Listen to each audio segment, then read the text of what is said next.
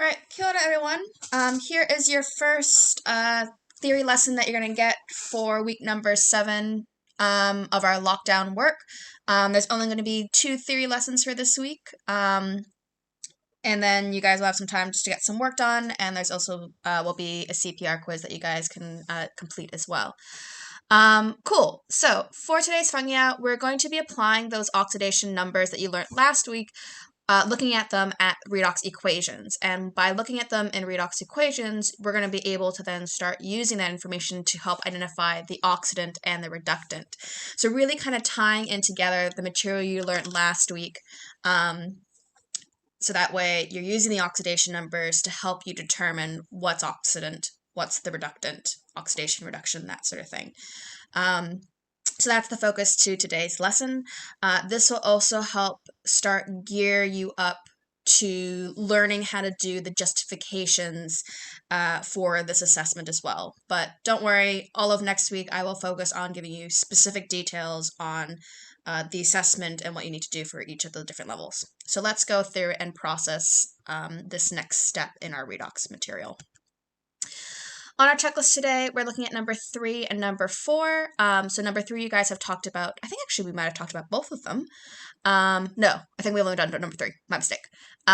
So we did do number 3 using those oxidation numbers and understanding how to figure out what they are based off the rules. If you're not feeling confident on that, I would say go back to that material from last week. You really need to master that before you can do this lesson. The main thing that's going to be kind of new this week is just using that in terms of applying it to our vocab, oxidant and reductant, which we'll see today. Yeah. So today's lesson is going to be kind of hopefully short and sweet. I'm going to show you guys how to use oxidation numbers in equations. I've specifically taken these 2 examples from SciPad page 101, which is using oxidation numbers for today's notes. I have slightly changed it a bit just to kind of give you guys some more depth to it, and basically prepare you to do any of the follow-up work that I've recommended on the website. So basically what we're going to be doing is for each one of these equations, we're going to be using the oxidation numbers. I'll use that to then figure out the oxidant and reductant, and then we're also going to be justifying how we know which one's oxidant and reductant. So like I said, those 2 equations we'll see. Cool. Oh, wait, that's not what I want to do. I want to go to now my OneNote so we can write these notes. All right, and that basically says the same thing that I had on the PowerPoint. All right, so in my first equation here, what I want to do is I'm going to look at each element and I'm going to see how the oxidation number changes. We are looking at it from basically what is originally on the reactant side. I don't remember how to spell reactant.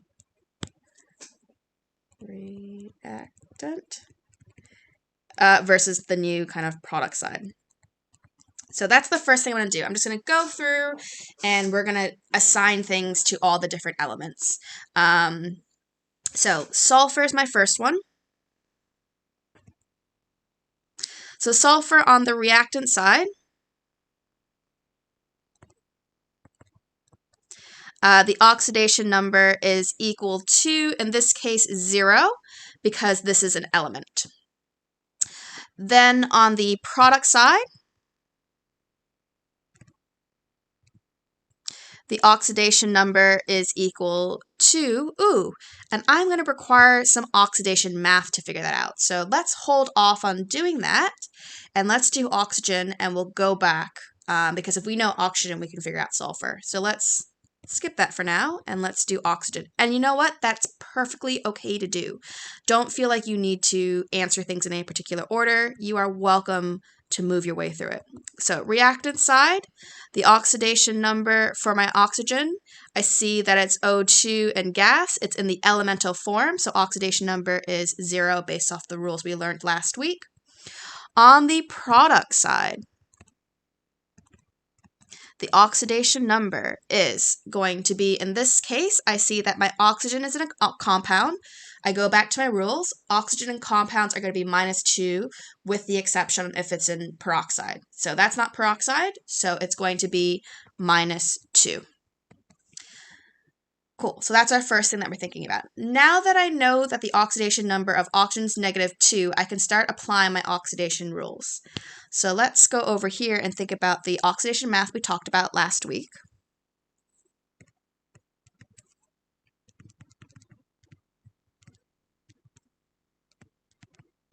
So I know that I have, 1 sulfur from that equation and 2 oxygens.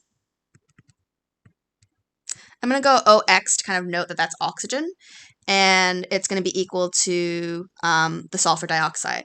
Now, thinking about my rules, I don't know what sulfur is. I do know that oxygen is -2, and I know that in a compound, which is neutral, the oxidation number of the sulfur dioxide must be 0. I might actually go through and just do some crosses through the zeros just to make sure that we know what a difference between 0 and an O is. So if that is the case, I have S plus -4 equals 0. So add 4 to each side, and that means sulfur is equal to +4. So that's the number that I'm running in there. Cool. Make sure that when you're writing your positive and negative signs that you're writing them in front of the number, because that's what we use to indicate this is an oxidation number. And then if it's on the after it, then that's referring to stuff like charge. All right, cool. So now that I know this information, I can start assigning which one's the oxidant and which one's the reductant and justifying it. This is going to help you prepare for, like I said, the justification section of the redox assessment. So first thing, if I'm looking at sulfur, I can see that the oxidation number has gone from 0 to +4. So oxidation number has increased. Now remember, if my oxidation number is increased, that is referring to then as an oxidation reaction. So sulfur has been oxidized, making it the reductant. So remember that the words swap around when we're referring to what it is. So has been oxidized, making it the reductant. And I realized here that this just says oxidation instead of oxidation number. I'm just going to write, actually, I don't think I can fit in there, so we're just going to write ON.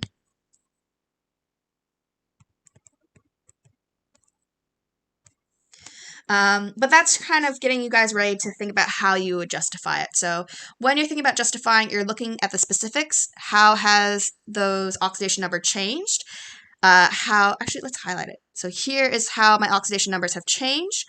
I've noted that that's an increase. Increasing means oxidation, making this a reductant. So just trying to get you guys used to using your terminology. Now, since I have something that has been oxidized, I also need to have something that's been reduced because remember, you have to always have them in a pair. Let's double check that oxygen is that. So oxygen, the oxidation number has gone from, in this case, 0 to -2. The oxidation number has decreased because we see it's going from 0 to a negative number. So oxygen has been reduced, making oxygen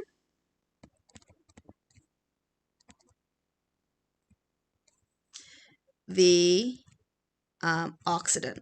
So again, like I said, be careful, the vocabulary changes when we're referring to what it is. So again, looking at using those specific oxidation numbers, mentioning that you know that it has been reduced, making sure that you know that oxygen is an oxidant. So that's what we're looking at for those terminologies. So is that a redox reaction? Yes, it is, because one of them has oxidation numbers going up, the other one has oxidation numbers going down. That tells me that the oxygen must be gaining electrons, and those electrons are coming from the sulfur. Because remember, adding of those electrons decreases oxidation number. All right, let's look at this second example. Now, this one has multiple components to it, so we need to keep track of all the different elements to see is there a change in their oxidation number. So we'll start with hydrogen. So hydrogen on the reactant side,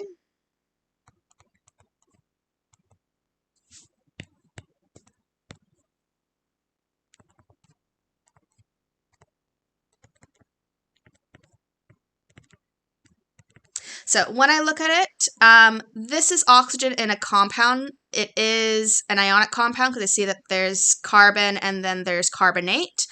So it must be a +1 ion. If I'm not sure, we can use our understanding of ionic formulas to check. Carbonate, if you guys remember, has a -2 charge, and then hydrogen having only a +1 charge. That's why we need 2 of them there. So you can use that information to help you figure out what the charges of things are. Since it's an ion and it's a monatomic ion, it's going to be +1 when it's on there. Cool. So oxidation number on the product side. So is equal to, again, I see the hydrogen is in a compound. Now this compound is neutral, but the rule is that if hydrogen is in a compound, its oxidation number is +1. So what I notice in this case is that the oxidation number of hydrogen has not changed. So from a get-go, I know hydrogen is not involved if there is a redox reaction here. Cool. Let's now do oxygen. I will hold off on the carbon because carbon is going to require some oxidation math. So oxidation number on the reactant side. So first thing, I see that the oxygen is in a polyatomic ion. Its oxidation number is going to be -2 in that case. Remember, it's only going to be 0 if it's in the elemental form, and it will only be -1 if it's with hydrogen peroxide. And so oxygen, I don't see that in any of the cases. Oxidation number on the product side. Now, there's several products that have oxygen in there. I see oxygen involved in water, and I see oxygen involved in carbon dioxide. In both of those cases, oxygen's in a compound, and since oxygen's in a compound, its oxidation number is -2. Again, there's no hydrogen peroxide there. So what I see is oxygen's oxidation number has not changed. It's gone from -2 and stayed at -2. So it's already suggesting to me that there is likely no redox reaction here because we know we have to have one oxidation and one reduction reaction. 2 of my elements don't have any change in oxidation numbers, so I basically don't have anything to pair with the carbon. But let's go through and do carbon's oxidation numbers just to double check that carbon also isn't changing. So oxidation number on reactant side. Again, we're going to have to do some oxidation math in this case because it doesn't have a rule to follow. So let's work with carbon as carbonate to make my life easier, but you can still do the same working with hydrogen, with the hydrogen carbonate. You just set it to equal to 0 instead of -2, but it just means you're going to have more stuff to deal with. Either way, the work is going to work out the same. I'll do this now in a different color so you guys can follow it along. So, and I'll do both actually so you can see what I mean. All right, so oxidation math time. When I'm looking at that, carbon plus 3 oxygens equals the carbonate. Carbon. Now I've plugged in my numbers. Carbon's -2. sorry, not carbon, oxygen's -2. So I have -6 equals to -2. I'm adding 6 to both sides. In this example, I have carbon equals to +4. Let's just double check that with the other way I could have done it, which is using the hydrogens as well and using it as a compound. So if I was to plug that in, 2 hydrogens plus carbon plus 3 oxygens, which is set equal to that. Carbonic acid, let's put in the numbers. So 2 times +1 plus C plus 3 times -2 equals 0. So I have +2, oops, let me fix that. +2 plus carbon plus -6 equals 0. So I have, in this case, carbon plus -4 equals 0, plus 4 to each side. And I get carbon equals +4. So regardless of what I do, you're still going to get the same answer. It's just a matter of, do you want to add some more stuff to your equation? Anyway, so carbon on the reactant side is +4. Now let's look at it on the product side.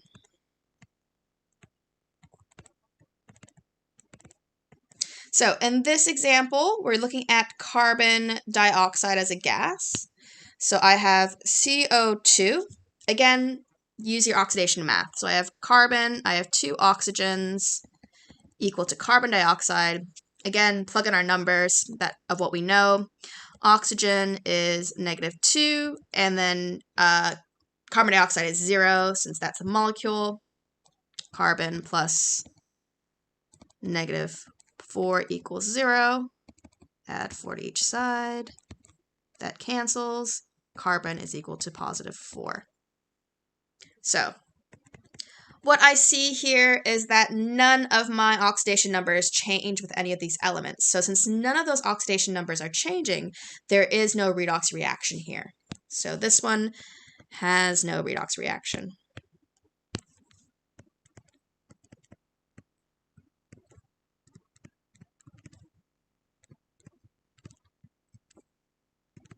Since all oxidation numbers, since all elements oxidation numbers, all types of elements oxidation numbers stay the same going from reactant to product. Sorry, it's a little bit messy. Anyway, so no, that's not a redox reaction. Cool. So that's everything with these notes. I hope that makes sense to what you are doing. But yeah, that's how you're applying the information to figure out who is oxidation, who is reduction, who is the oxidant, or sorry, what is oxidation, or which half is the oxidation, which half is the reduction, which is the oxidant, which is the reductant. It also gives you, like I said, an idea of how to start doing your justifications, which we will be looking at next week. Cool. So back to the PowerPoint. Kapai, that's everything for this third lesson. So you should be able to apply the oxidation numbers in a redox reaction, and from that information be able to identify, first off, if there's a redox reaction there, and then secondly, which is the oxidant and which is the reductant. For your follow-up work, do lesson number 3 using the oxidation numbers and equations. Make sure you type your answers into the evidence of week 7 lockdown work. If you're in my class, I haven't written a random question yet, so I will let you know that when I post it. But do make sure you do your weekly reflection. Cool, that's everything.